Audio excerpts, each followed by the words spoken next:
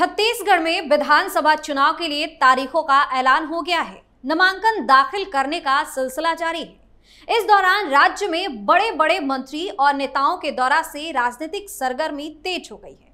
खूब बयानबाजी देखने को मिल रही है। इस चुनावी माहौल के बीच आपको बताएंगे छत्तीसगढ़ की तमाम वो बड़ी खबरें जिनका असर राजनीति से लेकर राज्य की आम जनता पर पड़ता है। नमस्कार, आप देख रहे हैं छत्तीसगढ़ का छत्रप और मैं हूं आपके साथ दिव्या सिंह। खबरों को विस्तार से जानें उससे पहले एक नजर आज की टॉप हेडलाइंस पर।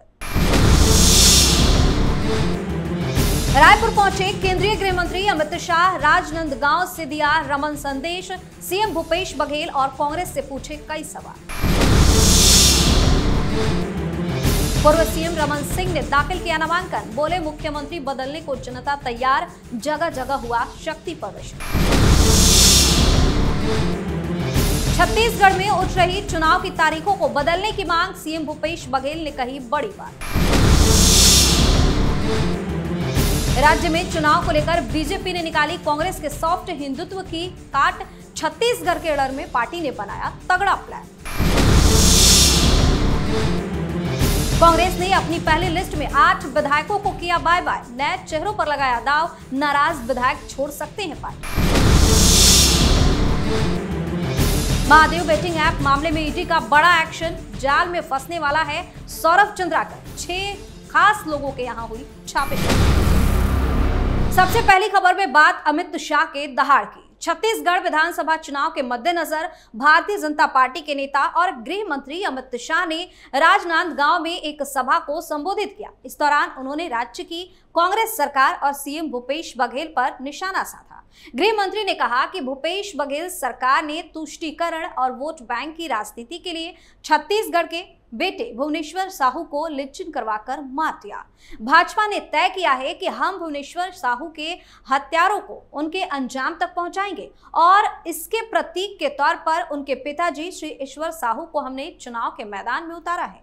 आगे गृह मंत्री ने कहा कि मैं छत्तीसगढ़ के लोगों को याद कराने आया हूं कि इस राज्य का निर्माण हमारे प्रिय प्रधानमंत्री अटल बिहारी वाजपेयी जी ने किया था।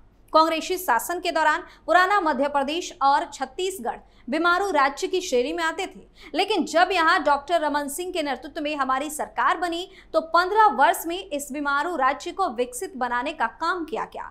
वहीं अमित शाह ने कहा कि छत्तीसगढ़ की जनता कांग्रेस के भ्रष्टाचार से त्रस्त है और भाजपा को लाने का मन बना चुकी है। बीजेपी नेता और छत्तीसगढ़ के पूर्व सीएम रमन सिंह के नामांकन से पहले आयोजित सभा में शाह ने कहा कि आने वाला चुनाव केवल सरकार बनाने या विधायक चुनने का नहीं, बल्कि मोदी जी के नेतृत्व में स्वर्णिम भविष्य वाला छत्तीसगढ़ बनने का चुनाव है।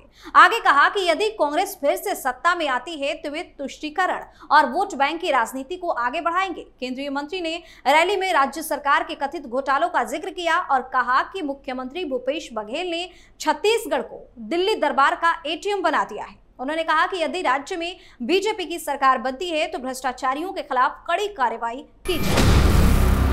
दूसरी खबर में बात रमन सिंह के नामांकन की। राज्य के पूर्व सीएम रमन सिंह ने राजनांदगांव में नामांकन दाखिल किया।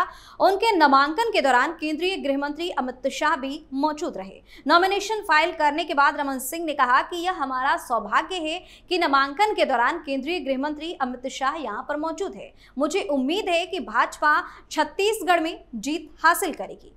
पूर्व सीएम ने कहा कि इस राजनांदगांव की सभी सीटें हम जीतेंगे। वहीं रमन सिंह के नामांकन दाखिल करने से पहले राजनांदगांव में अमित शाह की चुनावी सभा भी हुई। इसमें पूर्व सीएम रमन सिंह ने संबोधित करते हुए कहा कि अमित शाह ने जम्मू कश्मीर से धारा 370 हटाकर पूरी ताकत दिखा दी है। राजनांदगांव की जनता को धन्यवाद देते हुए पूर्व सीएम ने कहा कि आपने रमन सिंह की पहचान बनाई है, इसके लिए आप सभी का धन्यवाद करता हूँ।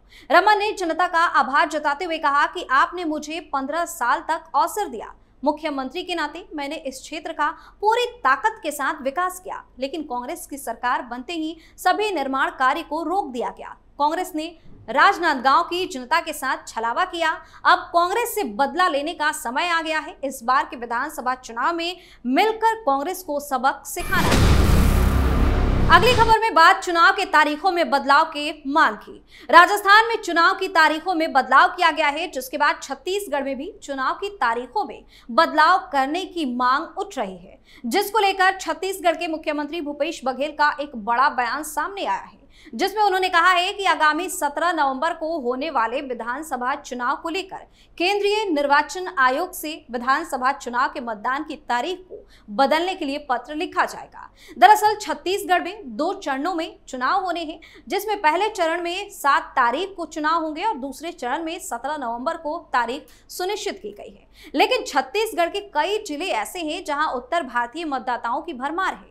इस समय उत्तर भारतीयों का सबसे बड़ा पर्व छठ पूजा भी है और साथ में देवउठनी एकादशी की भी पूजा है, जिसके चलते लोग अपने प्रदेश बिहार और यूपी चले जाते हैं। ऐसे में कई मतदाता ऐसे होंगे जो मतदान में हिस्सा नहीं ले पाएंगे। इसको देखते हुए मुख्यमंत्री भूपेश बघेल ने कहा कि आगामी 17 नवंबर के विधानसभा के चुनाव के मतदान की तिथि को बदलने के लिए केंद्रीय चुनाव निर्वाचन आयोग को पत्र लिखा जाएगा।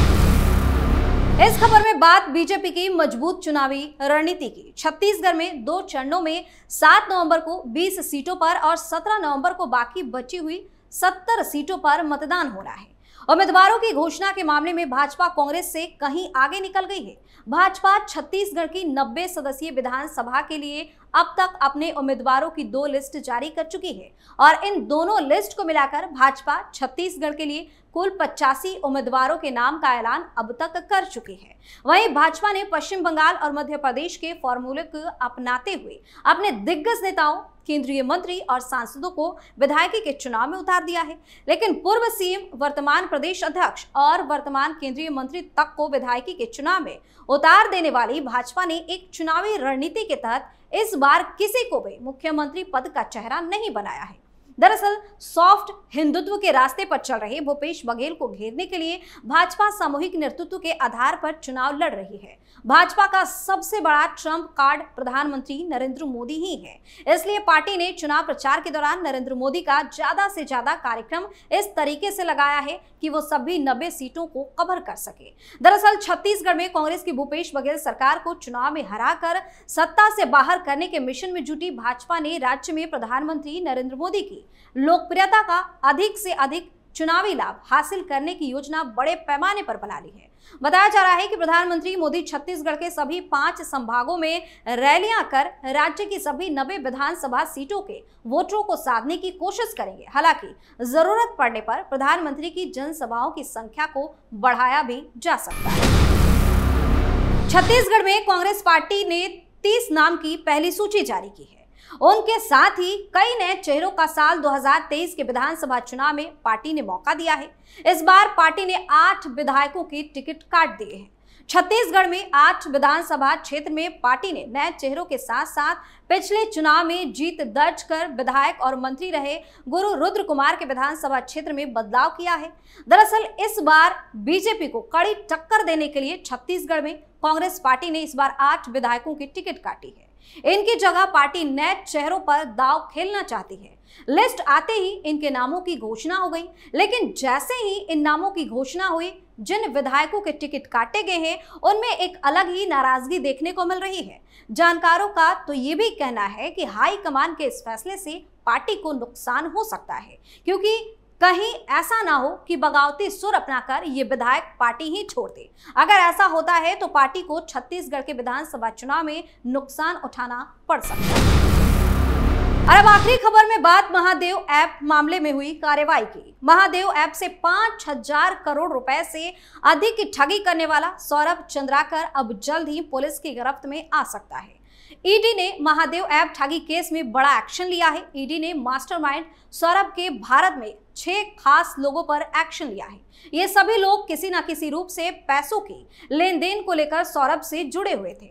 इनमें से एक तो उसका बिजनेस पार्टनर बताया जा रहा, जो काले धन को सफेद धन बनाने का काम करता था। ईडी की टीम ने छत्तीसगढ़ के भिलाई में एक साथ कई जगहों पर छापेमारी की है। ईडी के अफसरों की टीम भिलाई 3 के पटाखा कारोबारी सुरेश दिघा ने सट्टा किंग सौरभ चंद्राकर के बिजनेस पार्टनर दीपक सावलानी सहित 6 लोगों के घरों पर जांच को पहुंची। इस दौरान सभी से पूछताछ भी की गई। ऐसे में माना जा रहा है कि ईडी के इस एक्शन के बाद तमाम नई जानकारियां सामने आ सकती हैं।